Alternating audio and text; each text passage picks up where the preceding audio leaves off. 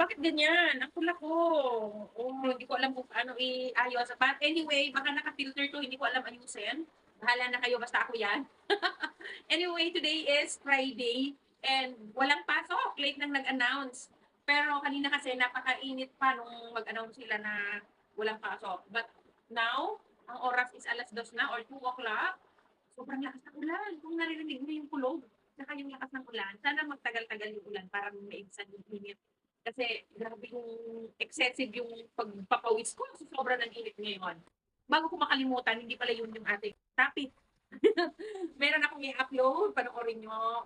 Tapusin yung panoorin. Isa ito sa once a week naming akyat ni Ate Ida. Actually, it's a biking.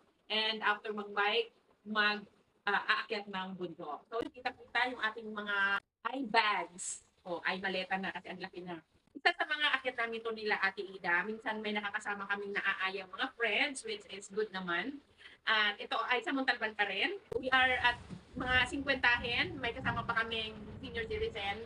Welcome to the club kung gusto nyo rin umakit ng bundok at maranasan yung kahit medyo nagkakaedad na tayo, tayo ay magsaya pa rin at pangmalakasan. Ang minor hike lang naman, usually sa Montalban tayo umaakyat para mas madaling makarating dahil kaya-kayang i-commute. Hindi katulad kung pupunta ka pa kung saan lugar, kailangan mo pa ng sakyan na kaarkilahin mo pa. Pag sa Montalban, hindi mo na kailangan arkila or malayuan. Malapit lang yan, madaling biyahe. But anyways, nag-umpisa kami umakyat dito sa Mount Parawagan, tapos kumaliwa kami dito sa May Akasya. Papunta kay Ka Andres, tapos pumunta kami ng Joey's Peak. Siyempre, of course, nagkape muna tayo doon sa Joey's Peak, tanaw-tanaw ng tanawin doon na maganda.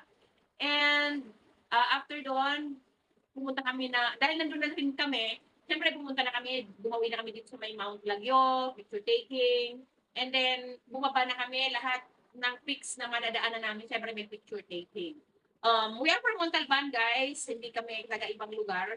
Kami ni Ate Ida ay taga Montalban. Panoorin nyo na lang, guys, at mag-enjoy kayo. Ang lugar na ito, dito. Pagkatapos ng kay Ka Andres ay ang best campsite and cafe. Maganda rin siya. Malinis at maayos. Highlights nila ang rock formation with tanawing maganda. Eto na naman tayo, mangunguha ng aratilis.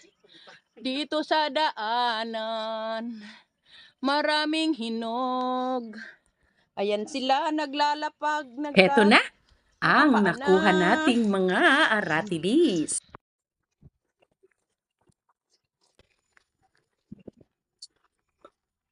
Ang dami kong nakuhang aratilis. Charan! Naririto na tayo sa Joey's Peak. At yan ang makikita mong tanawin. Eto na, paakyat na tayo ng summit ng Susong Dalaga. Naririto na kasi tayo sa place, kaya kailangan nating picture taking ulit dito.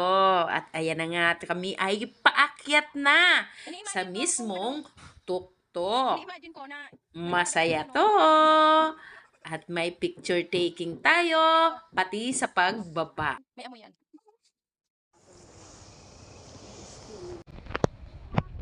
Ito yung daanan ngayon. Medyo okay kasi hindi loose yung soil. Hindi katulad ng tag-init. Ayun na sila sa unahan. Yan. Si Ate Ida, si Tito Mads, at saka si Leo. Ayun na sila. Nasa hulihan lang ako. O ayan, papatayin ko na yung aking video dahil delikado. Nakababa na nga tayo after ng 5 peaks na ating dinaan at inakyat.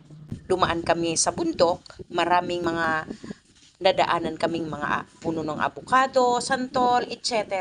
At maraming nag-harvest doon. Kaya ito, pauwi na tayo. And again, bisikleta ulit ang ating sasakyan. I hope na nagustuhan nyo at kung kayo ay mga kaidara namin ng mga 50-hen, maaari kayong sumama sa amin. Masayang umakyat at nakakatulong din sa pangmalakasan natin. Exercise din yung pag-akyat ng bundok.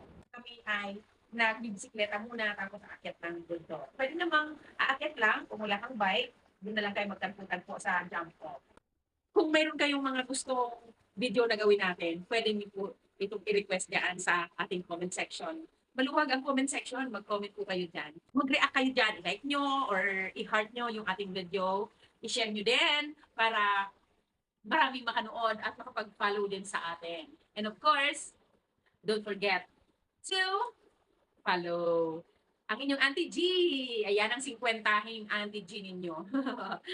Mag-smile so that the whole world will smile with you. Ganyan ah.